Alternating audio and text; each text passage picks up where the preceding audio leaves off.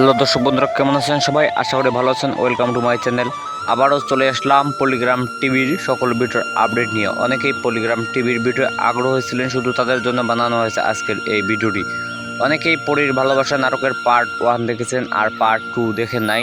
আরও অনেক নাটক আছে যেসব নাটকের পার্ট 2 এখন দেখেন নাই। সিলভার শেষ মেয়ে ফুটবল পার্ট 2 দেখেন নাই। পরীর ভালোবাসা পার্ট 2 এখনও দেখেন নাই। অ্যাসিড নাটকের পার্ট 2 দেখেন নাই।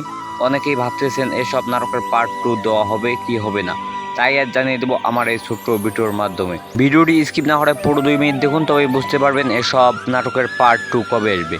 আর আপনি যদি আমার চ্যানেলে নতুন দর্শক হয়ে থাকেন তাহলে এক্ষুনি আমার চ্যানেলটি সাবস্ক্রাইব করে রাখুন, যেন এরকম ভিডিওর আপডেট দেওয়ার সঙ্গে সঙ্গে আপনি সবার আগে দেখতে পারেন। দর্শক বন্ধুরা, পলিগ্রাম টিভি সর্বদা সবসময় আমাদের মজা দেওয়ার জন্য অনেক রকম ভিডিও আপলোড দিয়ে থাকে, তার মধ্যে এইসব নাটক পড়ে। যেসব নাটকের নাম বলে দিলাম দর্শক বন্ধুরা, এইসব নাটক কবে কখন কোন সময় আসবে জানিয়ে দেবো। দর্শক বন্ধুরা, এইসব নাটকের শুটিং চলতেছে। সিলভার শেষ মেয়ে ফুটবল নাটকের শুটিং চলতেছে, আর পরীর ভালোবাসা নাটকের শুটিং শেষ হয়েছে। অ্যাসিড নাটকের শুটিং শেষ হয়েছে।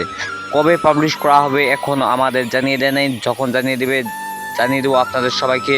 আপনি যদি জানতে চান এসব নাটকের পার্ট 2 কবে আসবে তাহলে এক্ষুনি আমার চ্যানেলটি সাবস্ক্রাইব করে রাখুন। এভরিওয়ান, যদি আমার এসব ভিডিওর আপডেট অবশ্যই পেতে চান তাহলে চ্যানেলটি সাবস্ক্রাইব করে রাখুন। পলিগ্রাম টিভি সর্বদা সবসময় আমাদের অনেক মজাদার বিনোদনের মাধ্যমে ভিডিও আপলোড দিয়ে থাকে।